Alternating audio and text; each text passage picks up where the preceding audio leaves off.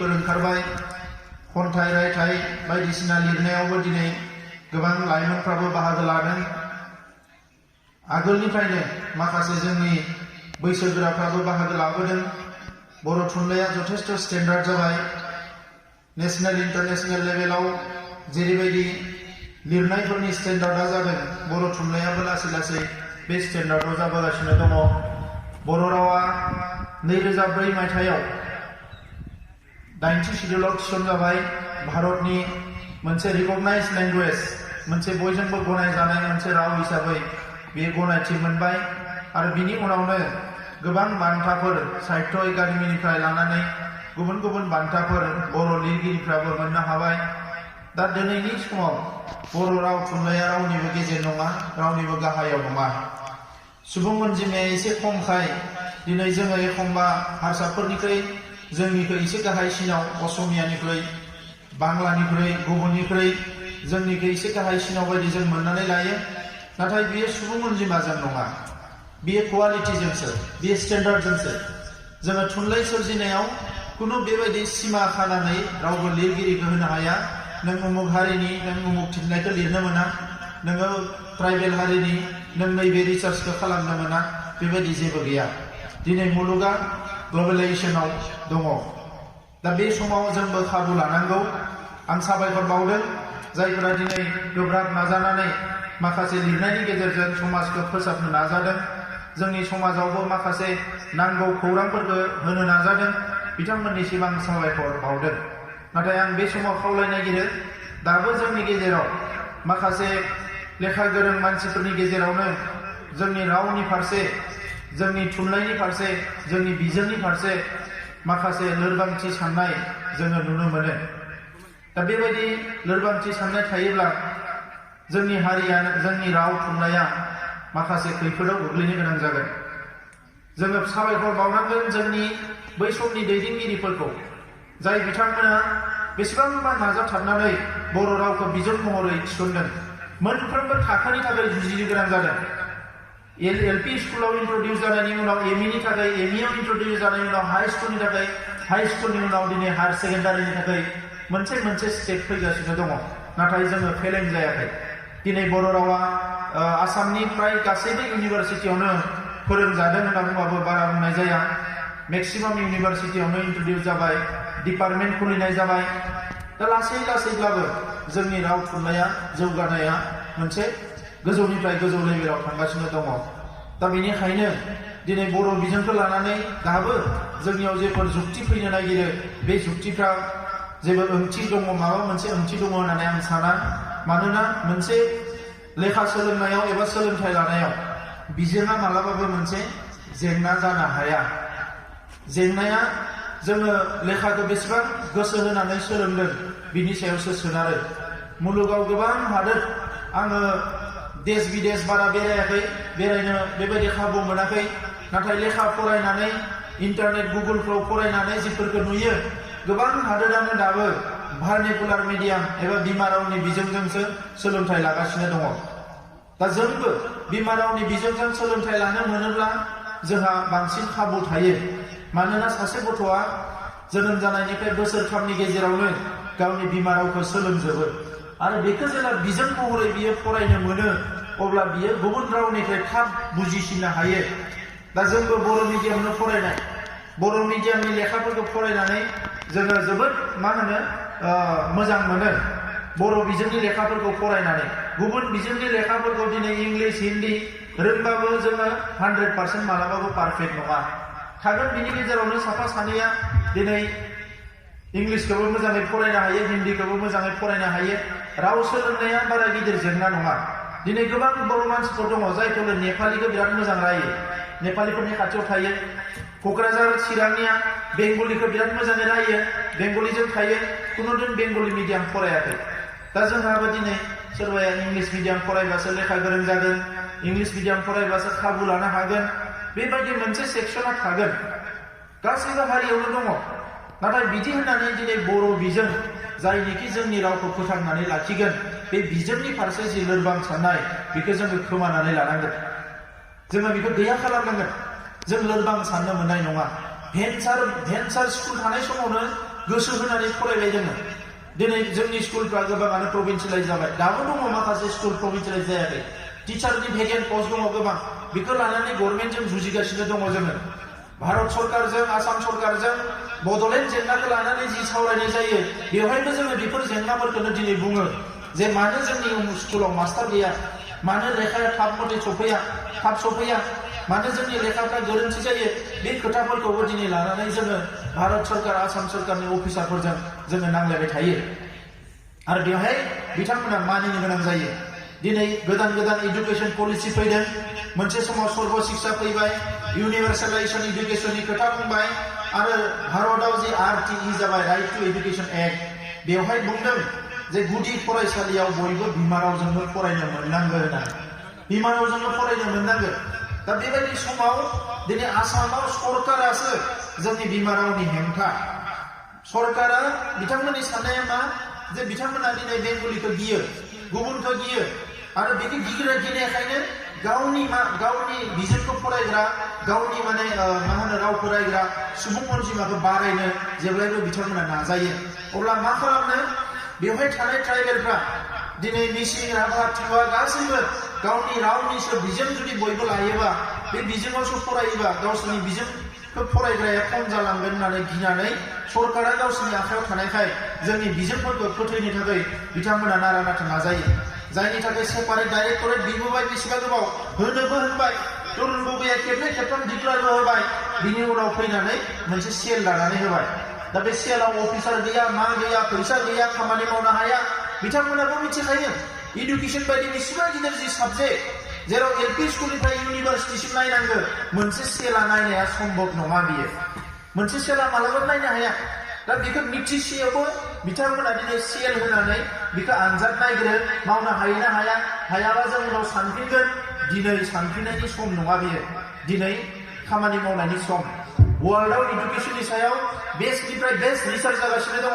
मानसिफ्रा दिनै बबेबायदि सोलोंथाइखौ लायोबा जोंनि गथ'फ्रा साख्रि बाख्रि मोनगोन जोंनि गथ'फ्रा खाबु लानो हागोन जोंनि फरायसाफ्रा माने मा होनो माल्टि टेलेन्टेड जानो हागोन साइन्स टेक्न'लजियाव दावगानो हागोन बै साबजेक्टफोरखौ बै कारिकुलामफोरखौ इन्ट्रडिउस खालामनायनिसो दिनै बयबो बेस्थ' जादों रिसार्च खालामनायावसो बयबो बेस्थ' जादों नाथाय बेबायदि समाव दिनै जोंहा बिजोङा थांगोन ना थाङा लेखा मोनगोन ना मोना मास्टार मोनगोन ना मोना डाइरेक्टरेट नांगौ होननानै जुजिबाय थानाया बेखौ जोंखौ बेस्थ' खालामनानै दोननो नागिरदों जाहाथे जोङो मोनसे लेभेलनिफ्राय गोजौआव थांनो हाया दा नंखायनो मानगोनां रायजोफोर जोंबो बेखौ चेलेन्ज हिसाबैसो लानांगोन नों बुंबा मालाय मा जानो दिनै नैबे 21 माने जौथायाव जेराव वर्ल्डआव गोबां रावा थैलांगासिनो दङ सानफ्रोमबो बर' रावा थांनानै दङ दाख्लै बावै नुदों जे 14 लाखनि बारा आसामाव बर' मानसिफ्रा बर' राव रायो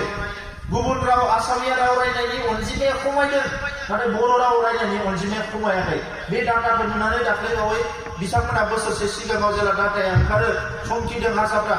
बोरै जोंनि राव रायग्राया खमायलांखो होननानै दिनै बिथांमोना मा जादों आरबानाइज जादों हारसाफ्रा बांसिन आरबानाइज जादों आरबानाइज जानाय लोगो लोगो मा जादों आरबानाइज माने टाउन सहराव थाग्रा माने बे टाउन सहराव थाग्रा मानसिफोरनि भाषाया लेंगुवेजआ बे माने मिक्स लेंगुवेज जालाङो बिथांमोना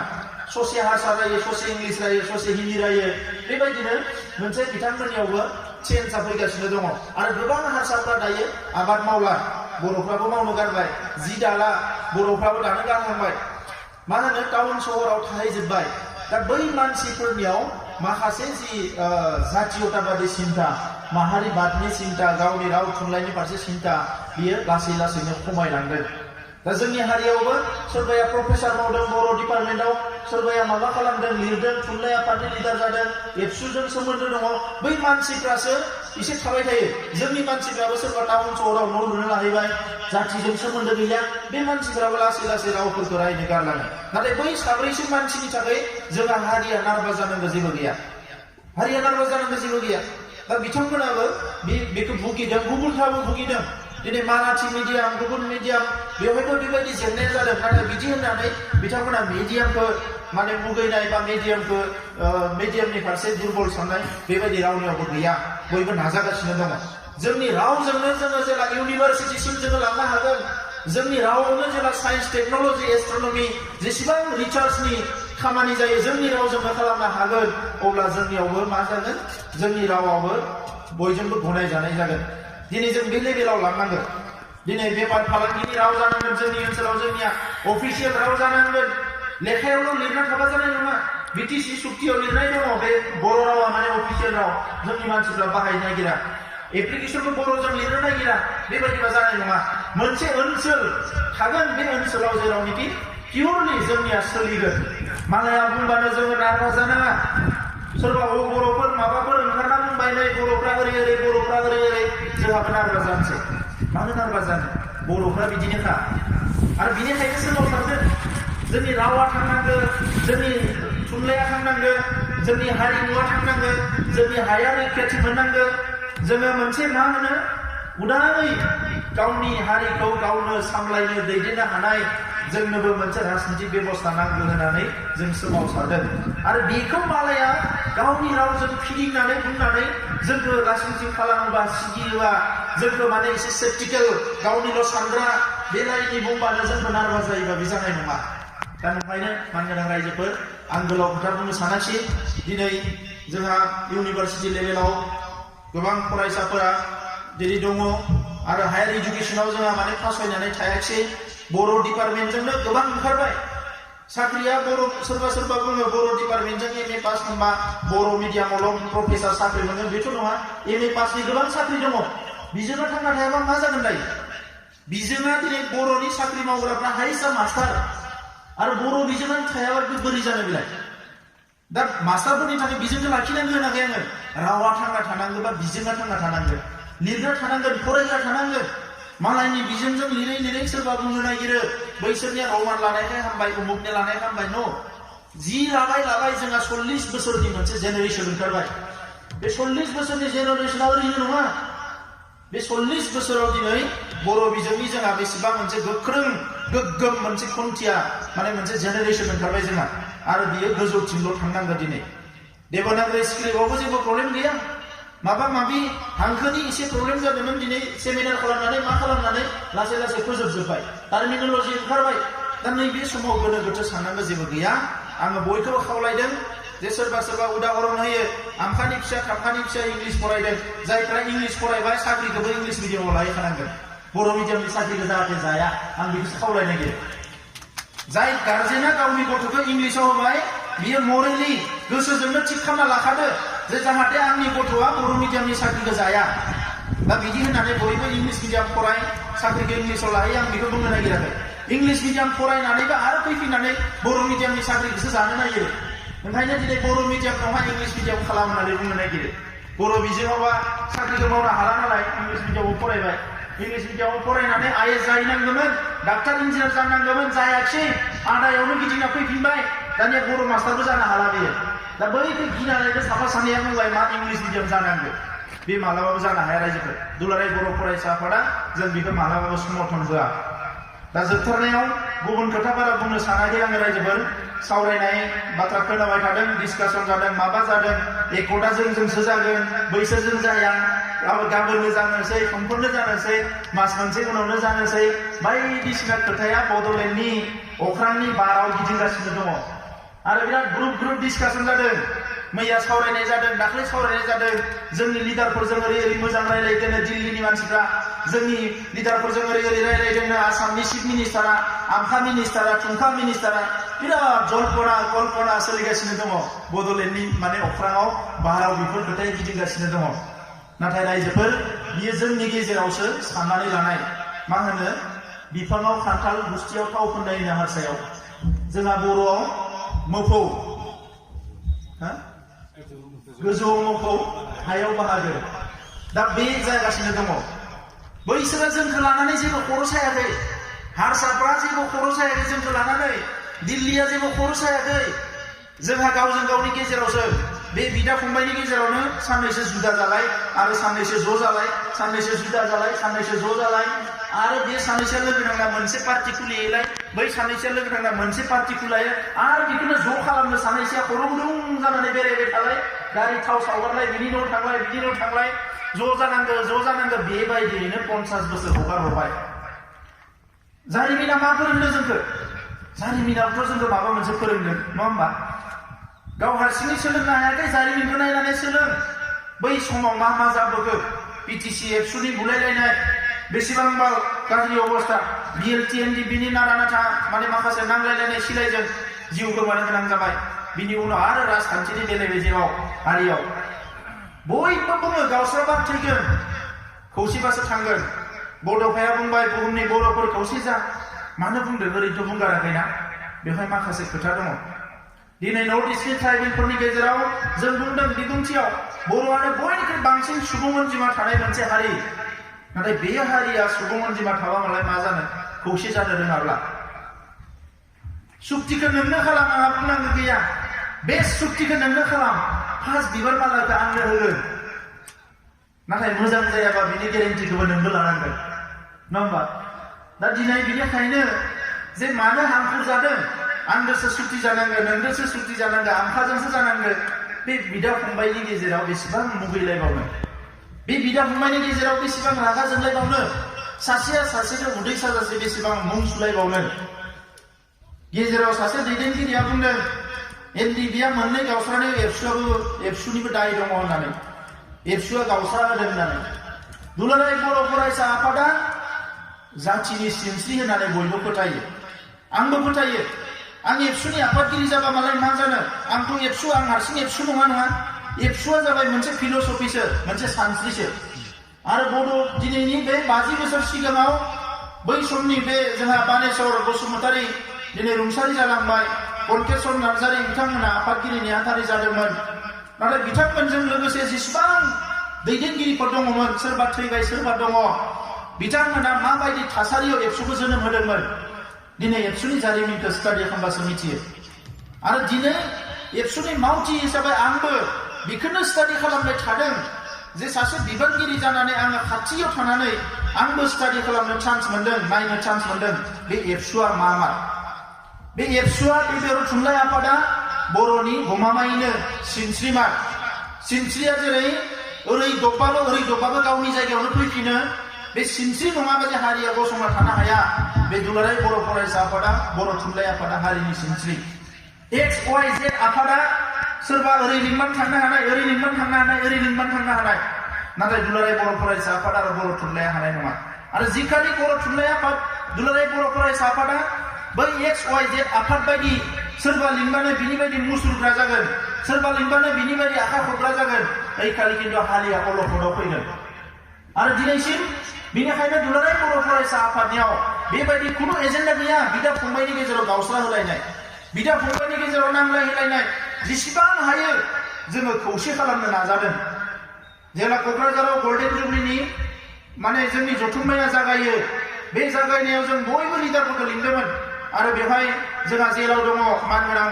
रन्जन दैमारि बिथाङाबो बेयाव बाहागो लाफैदों गबिन्द बसुमतारी बिथाङा दङ सानसुमा खुंगुर बसुमतारी दङ इउजि ब्रह्म दङ रोंगोरा नार्जारी दङ आरो जोङो बेवहाय हाग्रामा महिलारि बिथांखौ लिंहरदोंमोन जे बोरैबा दुलाराय बर' फरायसा आफादा जिहेतु हारिनि मोनसे आफाद बे आफादनि गल्डेन जुबलियाव फैनानै बयबो खौसे जानांगोन आरो खेबसे बयबो गोरबोजों गोरबो गोबालायनो हायोबा आखाइ हमलायनो हायोबा एसेबाबो जाहाथे जोंनि गेजेराव गेबा जोबो जोंनो इउनिटिखौ मानो नांगौ सावरि बादालि जानो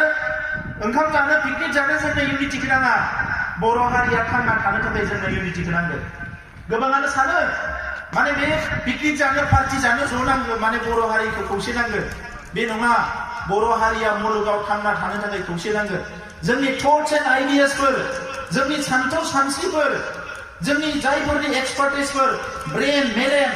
बे साननाय हनायफोरा खौसे जानांगोन अब्लासो हारिया जौगागोन आंहा दाबो फोथायनाय दङ बर' हारियाव सेक्रिफाइस खालामनो हाग्रा मानसि दङ बर' हारियाव डेडिकेटेड मानसिफोर दङ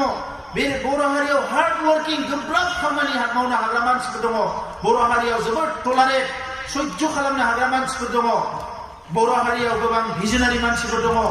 इयुननि खोथाखौ साननो हाग्रा नाथाय बेखिनि मानसिफोरखौ दिनैसिमबो इउनाइट खालामनो हायाखै आरो बेनो बर' हारियाव सबसे गिदिर फेलार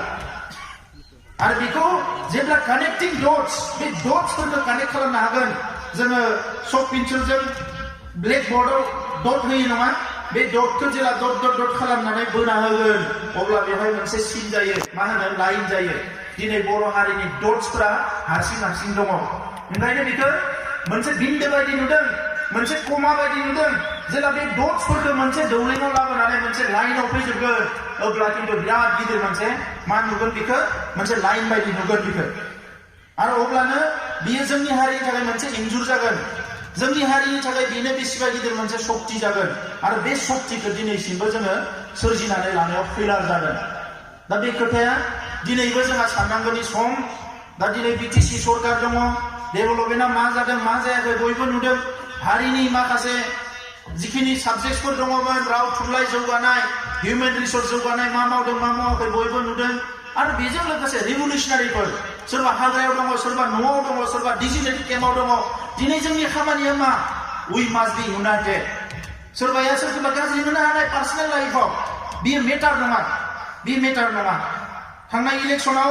बिटिसिनि चिफ बिथाङा आंखौ बायदिसिना खोथा बुंदों आंबो रिप्लाइआव बिथांनो फिन होनायाव बायदिसिना खोथा बुंदों जेब्ला रायलायनायनि खोथा फैबाय रायलायनो थाखाय जों जिरायदों खौसे जानांगौ हारिया खौसे जानायखौ जोंबो लुबैयो नाथाय बयहाबो राजखान्थि एजेन्डाखौ लानानै जुदि गावनि एजेन्डाफोरखौ आन्दोआव दोननानै जुदि सिगां बोयोबा अब्ला मालाबाबो खौसेया जानाय नङा दा ओंखायनो बर' हारिनि थांना थानांगौनि बुब्लियाव थांना थानांगौनि एजेन्डायाव राजखान्थिया मालाबाबो प्रायरिटि मोननो हाया राजखान्थिया सेकेन्डारि जानांगोन नंगौ राजखान्थिखौ खालामनांगोन राजखान्थि खालामाबा बर' हारिया थांना थानो हानाय नङा राजखान्थि खालामनांगोन सोमावसारनांगोन हारि दानायनि हाबा मावनांगोन रिभलिउसन खालामनांगोन लेखा फरायनांगोन आबाद मावनांगोन रां खामायनांगोन गासैखौबो मावनांगोन नाथाय बिनि सबसे गोजौआव जों साननांगोन जे बर' हारिया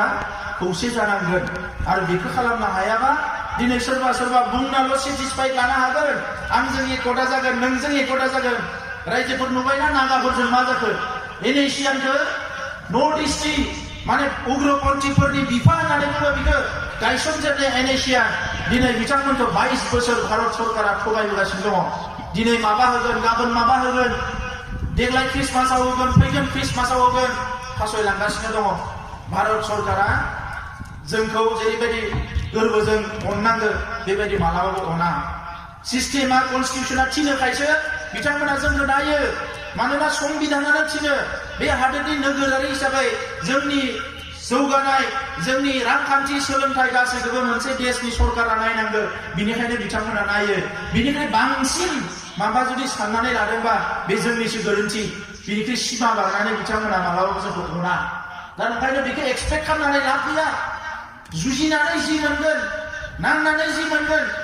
जोङो जुक्ति जुक्तताजों बादायलायनानै जिखिनि मोनगोन बेखिनिखौल' बर'फ्रा दिनैसिमबो मोनदों अननानै जेबो होआखै जोंनो नङाबा बे रेडिअ सेन्टाराव दिनै 50 बोसोर आधा घन्टाल' टाइम जानाय नङामोन दिनै 2 घन्टा जासिगौमोन टाइमा टिभि चेनेलाव दाबो टाइम मोनालासिनो थानाय नङामोन मालाबानो मोनसिगौमोन जोङो मा मोनखो जोंलाय दा ओंखायनो रायजोफोर बेबायदि होननानै नेगेटिभ जानाङा रावबो हारिखौ जों सुथुर खालामनानै लानो नागिराखै नाथाय गावनि हारिनि खोथा बाथ्राफोरखौ जों सिरियासलि साननांगोन बे समाव आं जोबथारनायाव बेखौनो खावलायनो नागिरदों जे दिनैनि समा बादायलायनायनि सम दिनैल' नङा गोबाव सम जाबोबाय क्वालिटि गोनां मानसिफोर नांगौ जोंनो उन्दै गथ'फ्रा लेखा फरायदों मोजाङै फरायहोनांगोन जौ जुवा बायदिसिनानि खोथा फैगासिनो दङ माबायदि बेबायदि एसेबां माने नेकेड माने गाज्रि अबस्थायाव फैदों बे जोबोद लासिंसिं जादों जेराव मानसिया सिभिलाइज जादों सोदोमस्रिनि स्नि बिजौआव सफैबाय होनना बुंदों बे समाव दिनै जौ जुवाजों जोङो जुजिनो गोनां जादों बेसेबांबा दुखुनांथाव बाथ्रा गेजेराव काश्मीराव जेला अन्थाइ खुबैयो आर्मि पुलिसखौ अब्ला पान्जाबनि मानसिफ्रा बुंदों बे काश्मीरनि सेंग्राफ्रालाय खामानि गैला नामा आर्मि पुलिसखौ अन्थाइ खुबैदों जोंहा हां लानोनो सम गैया खामानि मावनानै होननानै पान्जाबाव ओंखायनो पान्जाबा बेसेबांबा धोनि दा जोंहा बेबायदि सान्थोब हरथ्रोब जुवा गेलेग्राबो मानसि दङ जुवा खेला होग्राबो मानसि दङ दिनै जोंनि गोरिब गुन्द्रानि न'खरनि हिनजावसाफोरखौ फानखोमा हरग्राबो मानसि ओंखारबाय बर' हारियाव दाख्लै बावै नोंथांमोना नुबायना सासे भटार्स पार्टिनि आइजो दैदेनगिरिनो रङियाव माने मोननै आनसलिकआ लोगो नांनानै हमदों माबायदि बाव फानखोमाग्रायाबो गावनिनो आरो आइजोबावसो ओरैबायदि दुखुनांथाव दा नंखायनो हारिनि इसिं आरो बायजो मा सोलिगासिनो दङ रायजोफोर एसे खबर ला गावबा गाव गामिखौ गावबा गावनो बें गावनि गथ'फोरखौ गावनो बें बिमा बिफाया दायित्व दङ गथ'आ जेसेबां गिदिर जाथों MA फरायथों डाक्टार इन्जिनियार जाथों गथ'आ बहा दङ बिमा बिफाया खौरां लानांगौ खिन्थु मास्ट उन्दै गथ'आनो गाज्रि मानसिनि आखायाव गोग्लैगासिनो दङ जोंहा गोबां हिनजावसाफ्रा हौवासाफ्राथ' जेनथे हिनजावसाफ्रा गोबां गाज्रि मानसिनि आखायाव गोग्लैगासिनो दङ सानफ्रोमबो एसे खौरां लारायजोबो आं नोंथांमोनखौ खावलायबाय सोलोंथाइखौथ' होखानांगोन बेजों लोगोसे आखल आखु दानायाबो जोंनिनो बिबान बर' मानसिफ्रा आखल गैया होनना बुङोबा सोरबा सासेखौ बुंनाय जानाय नङा सारा हारिखौनो बुंनाय जागोन ओंखायनो गोदो गोदायनिफ्राय जारिमिनावबो लिराखै बर' मानसिफ्रा आखल गाज्रि होननानै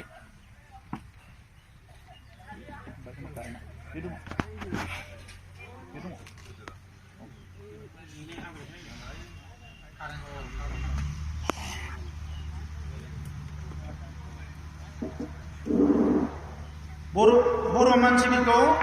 आखल गाज्रि होननानै जारिमिनावबो लिराखै दिनैसिमबो रावबो लिरनो साहस खालामाखै गेजेराव सिलाय लाग्रा बमा होग्रा मानसि बुथारग्रा होननानै सोरबा सोरबा लिरबाय दा दिनै बर' उग्रबादि माबा माबि होननानै चेनेलफ्राव निउसफ्राव ओंखारो बेखौबो जोङो दिनै मोजां खामानि मावनानै खोमोरनो नाजागासिनो दङ दिनै बर' लाइमोनफ्रा गेलेनायनि फोथाराव बेसेबांबा जौगागासिनो दङ बक्सार इन्टारनेशनेल बक्सार ओंखारबाय इन्टारनेशनेल बोरला गावग्रा ओंखारबाय दिनै नेशनेल फुटबल प्लेयार ओंखारबाय दिनै आईएएस पास खालामदों एसे साफा सानैबाबो आईएएस पास खालामगासिनो दङ आईपीएस जागासिनो दङ गोबां फिल्डआव मोजां मोजां खामानि मावनानै जोंनि हारिनि सायाव जिफोर बदनाम बेखौ खोमानो बयबो नाजागासिनो दङ जोङो नाजानांगोन रायजोफोर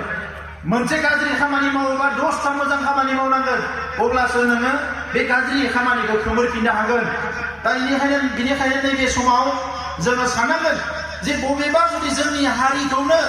लासिंसिं खालामनो नागिरदोंबा अलखदाव खोख्लैनो नागिरदोंबा बबेबा जोलैया बबेबा आथाला बबेबा गामिया बबेबा ओनसोला बबेबा लाइमोन हान्जाया हौवासायानो जाथों हिनजावसायानो जाथों गाज्रि मानसिनि आखायाव गोग्लैनो नागिरदोंबा गाज्रि थासारियाव गोग्लैनो नागिरदोंबा बेखौ जों खौसेयैनो उद्धार खालामनांगोन आरो रांखान्थियाव जोङो गोग्लैसोनाय होननानै मालायनियाव आखाइ फोलावनायाव जोंनि आखला माने सिमा बारनो नाङा दिनै गोबां जोंनि मानसिफ्रा नुनो हमदों राजखान्थि लिडारफोरनि न'